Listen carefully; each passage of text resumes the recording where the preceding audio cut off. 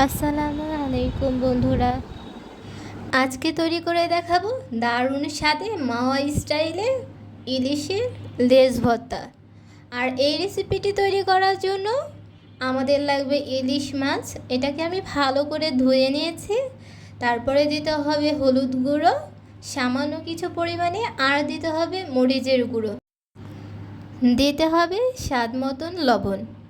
সব কিছুকে ভালোভাবে মাখিয়ে নিতে হবে। আমি রেস্টে রেখে দেব 5 মিনিটের মতো। এতে লবণ মরিচ আর হলুদটা ভালোভাবে মাছের ভিতরে ঢুকে যায়, যার কারণে এটা খেতে অনেক বেশি টেস্টি হয়।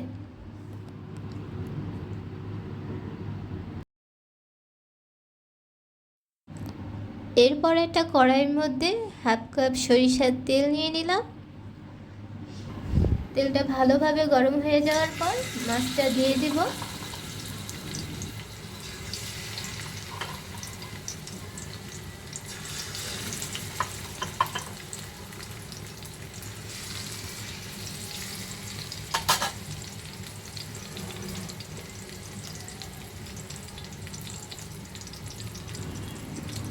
মাছের এক পাশ হয়ে গেলে আমি উল্টে আরেক পাশে করে দিলাম। আর এটাকে খুব অল্প জালে ভালো করে ভেজে নিতে হবে, যাতে ভিতরে কাঁচা অংশ না থাকে।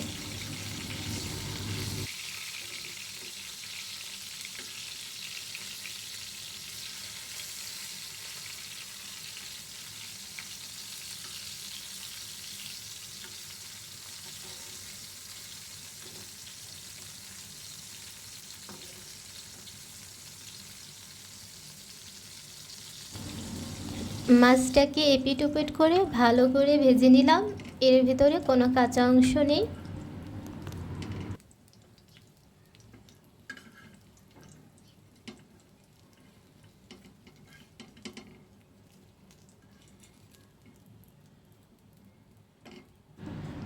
মাছটা তুলে নেওয়ার পর কিছুটা ঠান্ডা হলে এর থেকে কাটা ছাড়িয়ে নিব।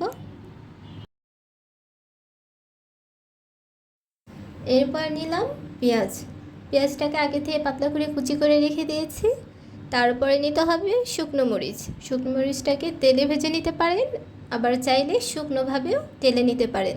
তবে শুকনোভাবে তেলে নিলে এর স্বাদটা আমার মনে হয় একটু আলাদা হয়। তারপরে কুচি করা ধনিয়া পাতা নিয়ে নিলাম। নিয়ে নিতে হবে যেই তেলে আমরা মাছটা ভেজে রেখেছিলাম সেই তেলটা। স্বাদ মতন কিছুটা লবণ নিয়ে আমি সব কিছুকে ভালোভাবে মাখিয়ে নিব। ব্যাস তৈরি হয়ে যাবে ইলিশ মাছের লেজের ভর্তা। তবে মাওয়া ঘাটে শুধু লেজটাকেই ভর্তা করে দেয়। আমি সাথে 3 পিস মাছও নিয়ে নিলাম। এতে কিন্তু স্বাদের কোনো পরিবর্তন হবে না।